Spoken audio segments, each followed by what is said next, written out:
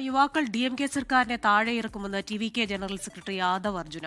Police TVK പ്രവർത്തകരെ മർദ്ദിക്കുന്ന ദൃശ്യങ്ങൾ പുറത്തുവിട്ടാണ് Aadav അർജുനയുടെ X post.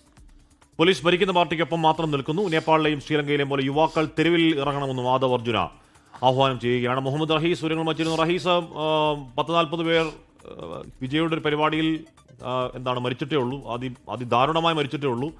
അതിന്റെ പിന്നാലെ ജനം തെരുവിലിറങ്ങണം, സർക്കാരിനെ മാറ്റണം എന്നൊക്കെ പറയുന്നത് കുറച്ച് കടന്ന കയ്യാട്ടോ.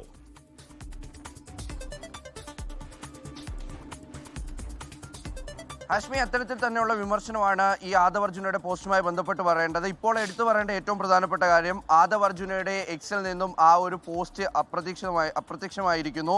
അദ്ദേഹം ഇനി അത് ഡിലീറ്റ് ചെയ്തതാണോ, ഏതെങ്കിലും കമ്മ്യൂണിറ്റി ഗൈഡ് ലൈൻ മൂലം അത് ഒഴിവാക്കിയതാണോ എന്നറിയില്ല.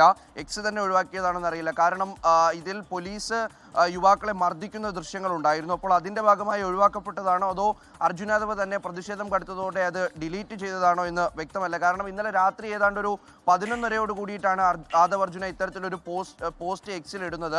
അതിൽ DMKയെ രൂക്ഷമായി വിമർശിക്കുന്നു, പോലീസിനെ വിമർശിക്കുന്നു. പോലീസ് DMKയുടെ കയ്യിലെ ചട്ടുകം മാത്രമാണെന്ന് പറയുന്നു. അതിനപ്പുറത്തേക്ക് കടന്ന് നേപ്പാളിലെയും ശ്രീലങ്കയിലെയും ഒക്കെ പോലെ യുവാക്കൾ തെരുവിലിറങ്ങണം, അവർ സർക്കാരിനെതിരെ പോരാടണം, അവരിലൂടെ ഈ സർക്കാരിനെ താഴെ ഇറക്കപ്പെടും എന്നുള്ളൊരു ആഹ്വാനമാണ് അത്തരത്തിൽ നടന്നിരിക്കും എന്നാണ് ആദവ് അർജുന അദ്ദേഹത്തിന്റെ പോസ്റ്റിലൂടെ പറഞ്ഞത്.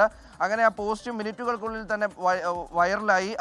അതിന് പിന്നാലെ വലിയ വിമർശനം അദ്ദേഹത്തിനെതിരെ ഉണ്ടാവുകയും ചെയ്തു. കാരണം ഇത്രയും അധികം ആളുകൾ മരിച്ച ഒരു സംഭവത്തിന് പിന്നാലെയാണ് TVK നേതാവിൽ നിന്നും ഇങ്ങനൊരു പ്രതികരണം. അതും ആളുകൾ കൂട്ടത്തോടെ അവരുടെ നേതാവിനെ കാണാൻ വേണ്ടി എത്തിയതിന് പിന്നാലെ ഉണ്ടായ അപകടമാണ്. അതിനുശേഷവും ആദവ് അർജുന ഉദ്ദേശിക്കുന്നത് ആളുകൾ തെരുവിലേക്ക് ഇറങ്ങും, സമരം ചെയ്യണമെന്നാണ്. ആദവ് അർജുനയുടെ തൊട്ട് മുൻപേ ഉള്ള പരാമർശങ്ങളും ഒക്കെ ഇപ്പോൾ വിവാദമാവുന്നുണ്ട്. അദ്ദേഹം പലപ്പോഴും യുവാക്കൾ തെരുവിലിറങ്ങി അവർ പോരാടണം, എങ്കിൽ മാത്രമേ ഈ സർക്കാർ താഴെ ഇറങ്ങുകയുള്ളൂ എന്ന രീതിയിൽ പല പരാമർശങ്ങളും നടത്തിയിരുന്നു.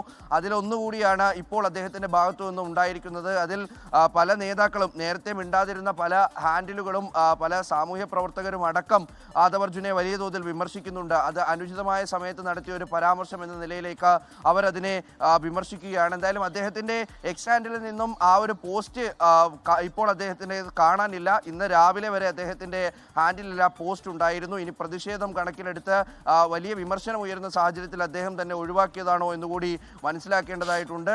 എന്തായാലും നേതാക്കൾ ഇത്തരത്തിൽ തന്നെയാണ് വീണ്ടും അവരുടെ ആഹ്വാനങ്ങൾ നടത്തിക്കൊണ്ടിരിക്കുന്നത്.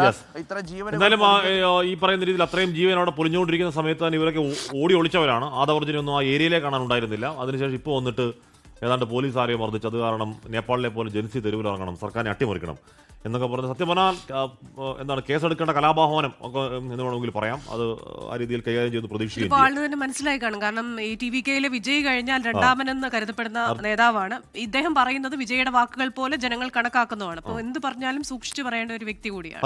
ലോകത്തെവിടെയായാലും ഏത് സമയത്തും 24 വാർത്തകളും ഓഗ്മെന്റഡ് റിയാലിറ്റി പാക്കേജുകളും എക്സ്പ്ലെയിനറുകളും വിശദമായി കാണാൻ ഞങ്ങളുടെ YouTube ചാനൽ നിങ്ങൾക്ക് സബ്സ്ക്രൈബ് ചെയ്യാം.